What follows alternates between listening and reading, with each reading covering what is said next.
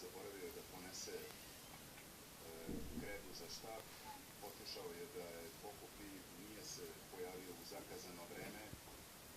Sean Murphy je insistirao da se primeni pravilo vezano za kašnjenje igrača i oduzet je Stevenu Maguireu jedan trening. Todd Maguire je zamerio Seanu Murphyu, sada mu zameri komu je kriv kad je zaboravan. U svakom slučaju ne vole se preterano Maguire i Sean Murphy.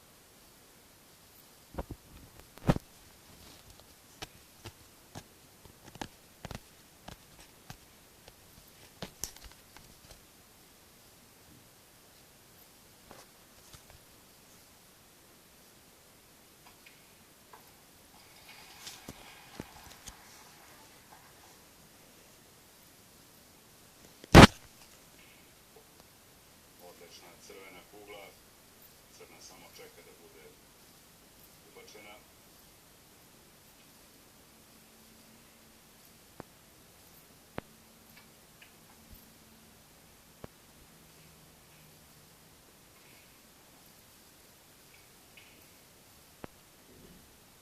Ovo loše izvršilo po Maguirea.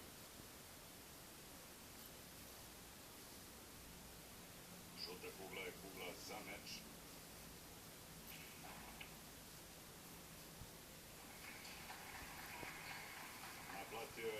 deo starih dugova, Steven Maguire.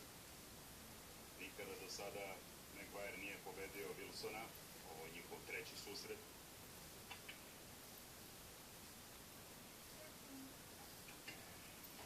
Očekuje Stevena Maguirea još jedan meč danas. Sean Murphy ili Stuart Carrington će biti njegov protivnik. Ako i tu zabeleži pobedu, gledat ćemo Maguirea u nedelju, kada su na programu mu mečevi od osmine finala pa do samog kraja.